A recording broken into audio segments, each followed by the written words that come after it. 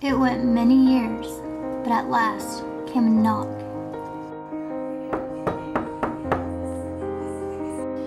And I thought of the door with no lock to lock.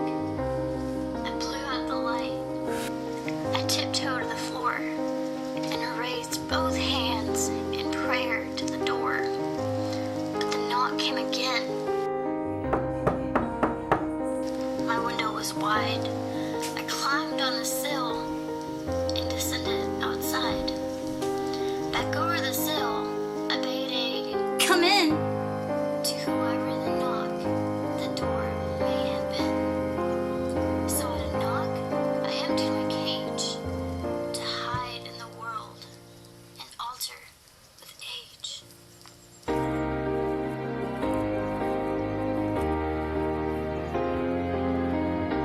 As for details, let's start with the name of the poem, The Lockless Door.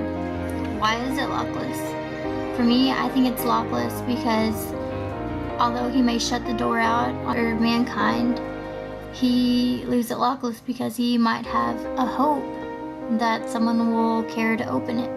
And that's why in the beginning it says, it went many years, and at last came a knock. So at last shows you that, he's been waiting for it. The language in this poem is pretty much considered like a formal or a modern kind of language. It's how we really speak today. There's nothing too different about it. Everything's the same. As for our sentence structure, there are 4 sentences in every stanza, and there are a total of 5 stanzas. It has a rhyme pattern of A, B, C, B. For example, it went many years, but at last came a knock, and I thought of the door with no lock to lock. The first line is A, the second line is B, the third line is C, and the fourth line is B. It's pretty simple. Our connotation, it kind of still goes with our details and just deeper meaning.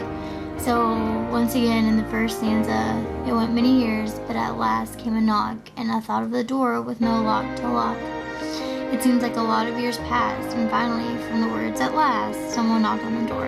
He had probably been waiting on someone to come, but shut the door on it without locking it, hoping someone would come. Like in the second stanza, I blew out the light, I tiptoed the floor, and raised both hands in prayer to the door.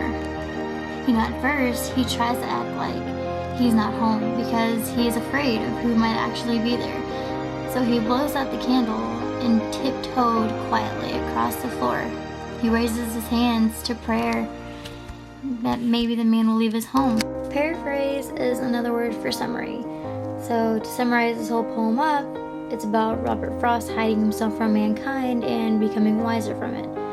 A man comes to his door at night, and Robert Frost pretends to act like nobody is home. He decides to blow out the candles and sit on his open window. And before he leaves, he tells the man to come in, but the man doesn't hear him and decides to knock again. In that, Robert Frost realizes that he has escaped his fear, and that he has once again entered the outdoors and realizes that this is his chance to become wiser and more mature. So the theme of this story is that your fears will only make you wiser. Maybe that one fear throws you out to another fear and makes you overcome that fear. And he was afraid of the man who was at his door, who actually made him leave his own house for his own protection. Yet it helped him overcome the fear of being in contact with mankind. If I were to pick another title for this poem, it would be The Fear That Broke the Other Fears. It makes sense. So, thank you for watching.